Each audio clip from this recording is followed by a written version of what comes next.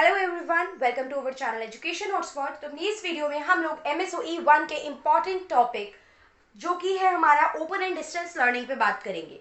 आपका subject sociology of education है और एजुकेशन को लेके यहाँ पे बहुत इंपॉर्टेंट कंसेप्ट बन जाता है open and distance learning. Multiple time इसमें से क्वेश्चन भी पूछे गए हैं एग्जाम में। अब आप लोग जो पढ़ाई कर रहे हैं, आप लोग देखिए इग्नू के एग्जाम देने जा रहे हैं।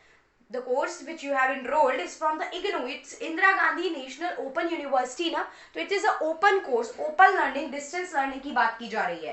तो ये open and distance learning evolve कैसे हुई, कैसे इसका evolution हुआ, क्या starting से ही सिस्टम है। तो देखिए स्कूलिंग का कंसेप्ट पढ़ना यहाँ पे अभी हमारा काम नहीं है, बट एक मोटा मोटा आइडिया अगर हम दिमाग में रखें तो पहले जो स्कूलिंग होती थी ना, वो जनरली बहुत ज्यादा, पहले भी स्कूल सिस्टम नहीं था, स्कूल नहीं थे।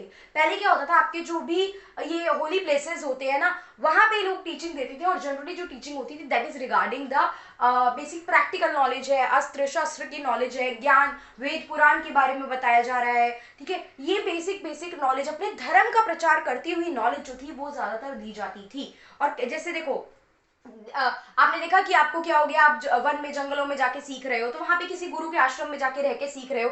That is kind of a day boarding school अगर हम बोले। ठीक है, बच्चे को आपने वहीं छोड़ दिया, वहीं सीख के बच्चा वापस आएगा। तो पैटर्न डिफरेंट थे, चीजें डिफरेंट थी, तो एक बेसिक सा कंसेप्ट धीरे धीरे करके इवॉल्व हुई है चीजें।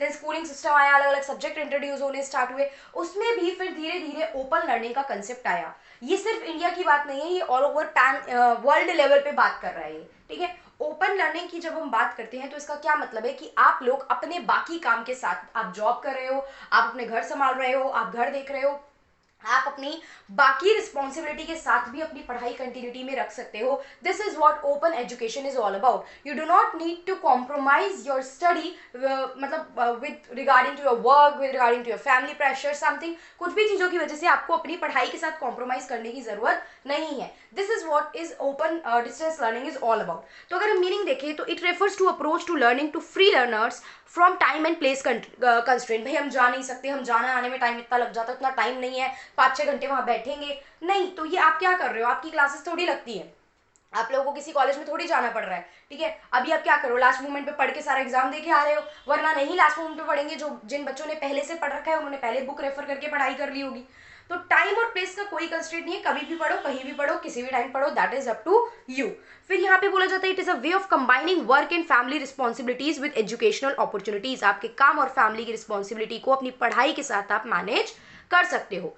यहाँ पे लर्नर और टीचर जो होते हैं वो ज्योग्राफिकली एक दूसरे से बहुत दूर होते हैं। लाइक अब देखो, आप इग्नू के किसी टीचर प्रोफेसर से अभी तक वैसे भी जनरली, वैसे तो देखो यहाँ भी सैटरडे संडे क्लासेस लगने लग गई हैं, ऐसा नहीं है बिल्कुल ही नहीं लगती हैं, बहुत से बच्चों की लगती है। कोरोना टाइम में तो सिचुएशन ही ऐसी रही है कह लो, तो आप टीचर से बहुत ज्यादा कनेक्टेड नहीं होते हो, डिस्टेंट लेवल पे कनेक्टेड है। अभी कोरोना में देख लो, बच्चे कनेक्टेड ही नहीं है, टीचर कहीं और है, बच्चे कहीं और है, बच्चे पढ़ रहे हैं। हम लोगों को देख लो, हम लोग ऑनलाइन मीडियम से पढ़ रहे हैं, आप कहीं और हो, मैं कहीं और हूँ, बट हाँ मैं कोई ओपन कोर्स प्रोवाइड नहीं कर रही हूँ कि मैं आपको प्रॉपर डिग्री दूंगी, आपने ये कोर्स कर लिया, तो इसको मैं काउंट नहीं कर रही हूँ अभी फॉर नाउ। ठीक है, तो ये हुआ, it provide freedom of what when and where to learn, कहाँ सीखना है। प्लस आपकी पुरानी ट्रेडिशनल जो एजुकेशन सिस्टम था उससे काफ़ी ज़्यादा अलग है। जैसे क्लासरूम होते थे, ये सिस्टम वैसा नहीं है। आप किसी एक प्लेस पे 15, 20, 50 बच्चे इकट्ठे होकर बैठे हो और वहाँ टीचर एक आ रहा है, वो पढ़ा रहा है, ये वो सिस्टम नहीं है। यहाँ पे इंडिपेंडेंट लर्निंग हो रही है और ये स्टूडेंट की रिस्पॉन्सिबिलिटी बन जाती है। कोर्स कैसे कंप्लीट करना है, सिलेबस के बारे में पता करना, ये सब कुछ आपकी रिस्पॉन्सिबिलिटी जो है वो कंपैरेटिवली ज़्यादा हो गई है कि आप कैसे पढ़ाई को मैनेज करेंगे। यहाँ पे मीडिया, कंप्यूटर, ऑडियो, वीडियोस, इन सब के थ्रू ज्यादा चीजें जो है वो जो है बच्चों तक पहुंचाई जाती है। देखो वेबसाइट पे आ जाएगा, साइट पे चेक करना, ये सब क्या है, आप ऑनलाइन ही तो देख रहे हो, साइट पे एक सैंपल पेपर काइंड ऑफ आ जाएगा, साइट पे कुछ वीडियोस मिल जाएंगी। तो ये सब क्या है हमारा मीडिया और कंप्यूटर। और आज की डेट में तो आप देखो ये चीज छोटे बच्चों तक भी पहुंच गई है। कैसे पहुंची है छोटे बच्चों तक, क्योंकि आप इसमें ना कोरोना पैंडेमिक वाला टाइम पीरियड भी मेंशन कर सकते हो। इस टाइम पे बच्चे एक प्रॉपर जो इंस्टीट्यूशनलाइज स्कूलिंग थी वो बंद होकर टोटल ही क्या हुआ है, ऑनलाइन पे शिफ्ट हो गया। But yes, not open learning, school उनका वही रहा है रेगुलर, बट क्लासेस जो है वो ओपन हो गई हैं, तो वो तो प्रॉपर क्लासेस चली हैं। ओपन वालों के लिए तो वो भी प्रॉपर क्लासेस नहीं चली हैं। हिस्टोरिकल इवोल्यूशन हम देखेंगे, कॉरेस्पॉन्डेंस एजुकेशन फेज रहा, मिड 19th में रहा। ये थोड़ी सी चीजें ना थोड़ा थोड़ा माइंड में रखना पड़ेगा। साउंड एंड वीडियो सिग्नल्स के थ्रू यहाँ पे बताया जाता था, कंप्यूटर टेक्नोलॉजी के थ्रू लर्निंग को सपोर्ट किया जाता था। 1891 में यूनिवर्सिटी ऑफ विस्कन्सन, इसने कॉरेस्पॉन्डिंग स्टडी के इंपॉर्टेंस को थोड़ा सा और ज़्यादा हाईलाइट करा। और 1911 में कॉरेस्पॉन्डेंस स्टडी को लेके लेजिस्लेशन, मतलब लॉ भी आ गया कि भैया इस अकॉर्डिंग स्टडी हो सकती है या कराई जा सकती है। अब देखो एग्जाम टाइम है तो बहुत डिटेल में बाल की खाल निकालने वाली वीडियोस मैं वैसे भी नहीं बना रही हूँ, ठीक है। बाल की खाल जो निकालने वाली वीडियो बनेगी वो बनेगी जब हम प्रॉपर बुक की सीरीज स्टार्ट करेंगे। तो जिसको नॉलेज बहुत इन डिटेल चाहिए वो वीडियोस भी देख सकता है। वहाँ वरना तो मैं वहाँ पे अगर पढ़ाती तो मैं आपको यूनिवर्सिटी ऑफ विस्कॉन्सिन के बारे में ही बताती कि भैया ऐसे ऐसे यहाँ पे ये चीज़ है, लेकिन अभी नहीं बता रही हूँ, ठीक है। अगेन यू हैव टू मतलब आपको एक्सेप्ट करना पड़ेगा कि अभी टाइम कंस्ट्रेंट है और ये क्वेश्चन आंसर फॉर्मेट में वीडियो में हम सब कुछ नहीं कवर कर सकते। आगे देखते हैं ओपन एंड डिस्टेंस एजुकेशन मतलब 1969 के आगे क्या हुआ, रेडियो ब्रॉडकास्ट वगैरह का सिस्टम स्टार्ट हुआ। रेडियो पे अलग अलग कोर्सेज स्टार्ट किए जाने लगे कि आप ये चीज़ें कर सकते हो।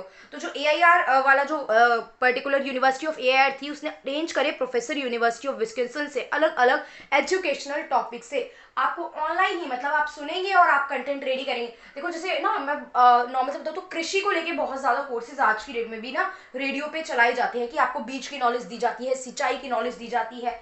This is the course regarding some, ऐसा नहीं है 10th करा देंगे 12th करा देंगे online, this is not the thing. उसके अलावा भी बहुत कुछ पढ़ाई में काउंट किया जाता है। सो थोड़ी सोच हमें ब्रॉडन अप करनी है। पढ़ाई is not limited to your 10th 12th graduation and post graduation, ठीक है। बहुत एक्स्ट्रा चीजें हैं जिसके आपके रेडियो पे कोर्स जो थे वो स्टार्ट किए गए।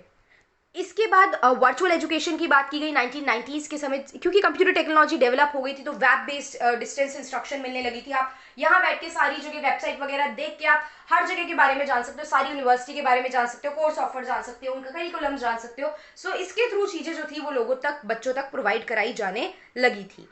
अब फॉर्म्स क्या होती है, ये भी फॉर्म्स ना देखो किस तरीके से बच्चों तक इन्फॉर्मेशन पहुंच रही थी और उन्हें पढ़ाया जा रहा था ना, उस बेसिस पे डिवाइड की गई है।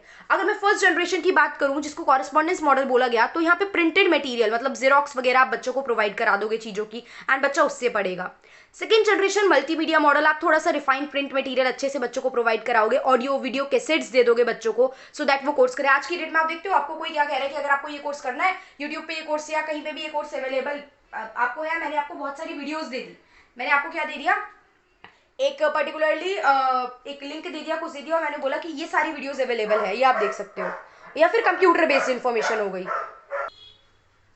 उसके बाद इसके बाद हम लोग थर्ड जनरेशन की बात करें तो टेली लर्निंग मॉडल जो है मॉडल की बात की जाए, it's not modern it's model, ठीक है। टेली लर्निंग मॉडल क्या है, इंफॉर्मेशन टेक्नोलॉजी पे बेस है, टेली कॉन्फ्रेंसिंग, ऑडियोग्राफिक वगैरह, वीडियो कॉन्फ्रेंसिंग के थ्रू, ब्रॉडकास्ट टेलीविजन, ये सब कुछ यूज करके, ठीक है, हम स्टूडेंट तक जो है क्लासेस और करिकुलम जो है वो प्रोवाइड कराने की कोशिश करेंगे। Fourth generation flexible learning, flexible मतलब जो चीज़ें एडजस्ट की जा सकती है, तोड़ी मरोड़ी जा सकती है। फिफ्थ जनरेशन में हम देखेंगे कि क्या आपकी इंटेलिजेंट फ्लेक्सिबल की बात करेंगे। देखो फ्लेक्सिबल में तो मल्टीमीडिया हो गया, ठीक है, वेब बेस्ड इंस्ट्रक्शन हो गया, प्लस यहाँ पे 2 वे कम्युनिकेशन होता है, यहाँ पे स्टूडेंट भी रिस्पॉन्ड कर सकता है और टीचर आंसर करेगा। लाइक फॉर एग्जांपल अगर मैं बात करूँ, अभी हम लोग जो पढ़ रहे हैं, आप लोग कमेंट करते हो ना, लाइव क्लासेस हो तो आपके कमेंट होंगे और आई विल आंसर। ऐप पे क्लासेस चलती है, बहुत सारी ऐप्स आ गई हैं तो आगे ऐप्स वाला कंसेप्ट भी है। Intelligent flexible learning using internet based delivery और कॉस्ट कम लगती है। आज की डेट में टीचर ने क्लासेस के लिए देखो ऐप क्रिएट किया, बच्चा वहीं आए, क्लासरूम टाइप बना दिया। बस ये है कि टीचर आपसे बहुत दूर होगा, कहीं ऑनलाइन बेसिस पे आपको क्लास दे रहा है, उस बेसिस पे आगे आपकी क्लासेस जो है वो चलेंगी, ठीक है। वो भी 2 वे इंटरेक्शन वहाँ पे भी पॉसिबल होता है। इसके बाद आपके ऑनलाइन डिस्टेंस लर्निंग के कुछ इमर्जिंग मॉडल हैं, किस किस तरीके से ये इमर्ज हुई है। तो सबसे पहले तो है नेटवर्क मॉडल। नेटवर्क मॉडल में क्या है, वो सभी इंस्टीट्यूशन जो डिजिटल नेटवर्क यूज कर रहे हैं अपनी डिलीवरी के लिए, मतलब अपनी एजुकेशन डिलीवर करने के लिए। एडवांस ओपन वो सभी जो इंटरनेट बेस्ड लर्निंग प्रमोट कर रहे हैं, ठीक है। Then come consortium certification model. Consortium certification model में क्या है, जो भी अलग अलग डिस्टेंस सर्विस प्रोवाइडर है, लाइक जितने भी लोग इग्नू MA प्रोवाइड कर रहे हैं, मैंने एक प्लेटफॉर्म बनाया और जितने भी इंस्टीट्यूशन इग्नू MA प्रोवाइड कर रहे हैं, मैंने उन सबको एक ही प्लेटफॉर्म पे जोड़ दिया। Then come consortium service provider model. इसमें जितने भी नंबर ऑफ कोर्सेज अलग अलग यूनिवर्सिटीज प्रोवाइड कर रही है, मैंने उनको एक जगह पे लाके क्या कर दिया, लिस्ट कर दिया, ठीक है। अभी इतना ही इंपॉर्टेंट, इसकी डिटेल गाथा अभी यहाँ पे जानने की जरूरत नहीं है।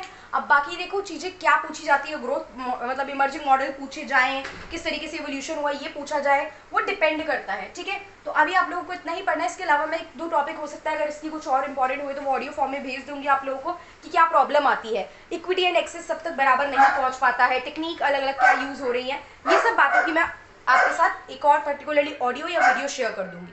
Okay, so that's all for this video. इसमें हम लोग इतना देखते हैं, बाकी रेस्ट MSOE 2 और 3 के लिए जितने बच्चे बोल रहे हैं उसकी भी मैं वीडियो आज या कल में प्रोवाइड करूंगी। अभी 31 को इसका एग्जाम है, तो कोशिश है कि इसकी एटलीस्ट 6-7 वीडियो आप लोगों को दे दूँ, टॉपिक दे दूँ, सो दैट प्रॉब्लम ना रहे। ओके तो वो भी मैं दूंगी, क्योंकि I am a single person, content मुझे बनाना है, वीडियो मुझे बनानी है, प्लस मैंने बताया और भी काम होते हैं, ठीक है। फुल टाइम अभी तक इसी में नहीं दे रहे हैं तो फिर फंसने वाली बात हो जाती है। अब तीनों सब्जेक्ट एक साथ मैं नहीं बना सकती, और मेरे पास वो वाला टैलेंट भी नहीं है कि मैं दोनों हाथों से लिख सकूँ। तो एक कॉपी में 1 के नोट बन रहे हैं, एक में 2 के नोट बन रहे हैं। Anyway back joke. तो बस ठीक है, थोड़ा सा कॉपरेट करके आप लोग चलिए, मैं 2 और 3 के कंटेंट भी आप लोगों को प्रोवाइड करा के चलूँगी। So that's all for this video, thank you for watching.